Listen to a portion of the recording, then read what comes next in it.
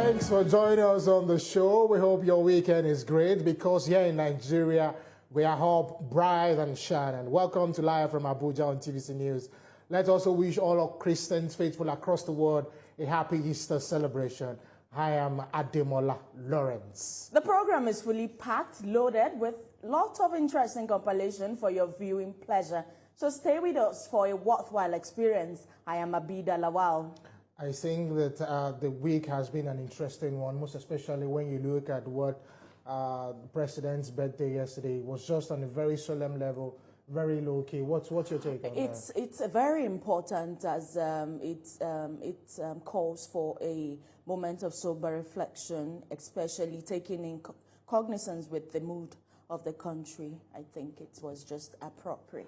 I think that is very good, being appropriate. Let's begin by letting you know that it was a busy week for the ECOWAS Commission here in Nigeria's capital city of Abuja, where a 3-day workshop that seeks to engage member countries on strengthening response and resilience in addressing humanitarian needs of displaced persons, migrants, refugees, and other persons of concerns was opened.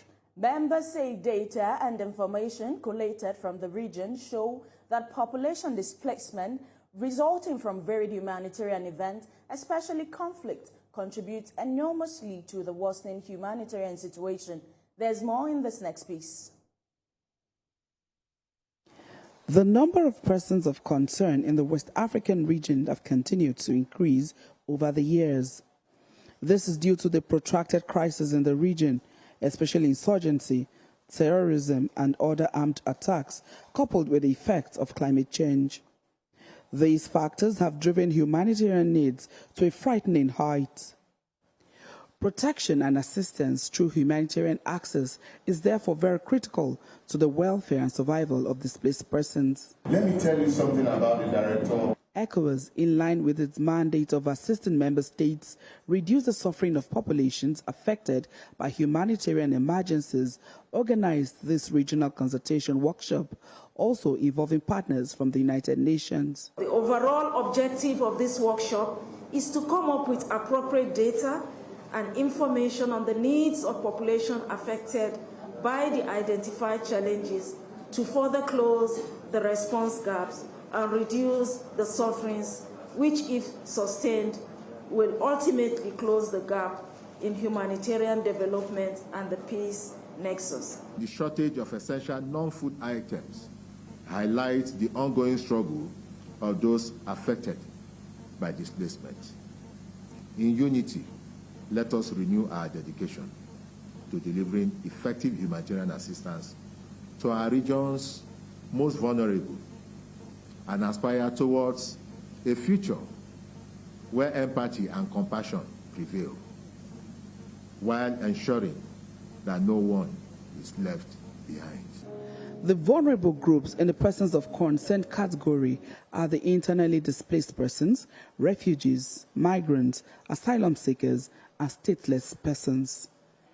ECOWAS data says, as of December 2023, there are over 6 million displaced persons and almost 1 million stateless persons in the region. And just as ECOWAS is making plans to reduce humanitarian needs in the sub-region, Nigeria's President Bola Tinubu is also not leaving any stone unturned, as he has now approved drastic measures in dealing with the frightening trend of insecurity in Nigeria. The president's directive became clear after a private meeting with the governor of Zamfara State. The governor also seeks the deployment of more troops to Zamfara and ensure the tide of banditry and kidnapping is significantly reduced. Also, President Tinubu approved the immediate takeoff of Federal Government College of Education in Gwoza, Borno State. This compilation captures it all.